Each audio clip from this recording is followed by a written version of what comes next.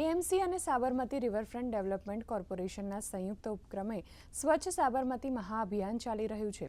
આ અભિયાન 5 મેથી શરૂ થયું છે, જે 5 જૂન એટલે કે પર્યાવરણ દિવસ સુધી ચાલશે।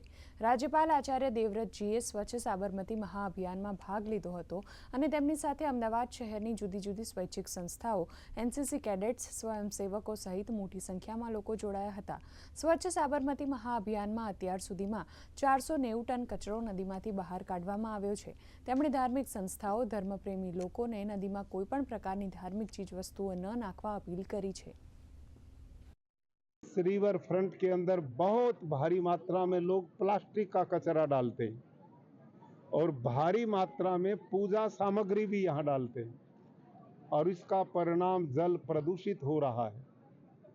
और यह रिवर फ्रंट जो हमारे लिए बहुत बड़ा सुख का आधार बनाया है, इसको पवित्र करना हम सब की जिम्मेदारी है।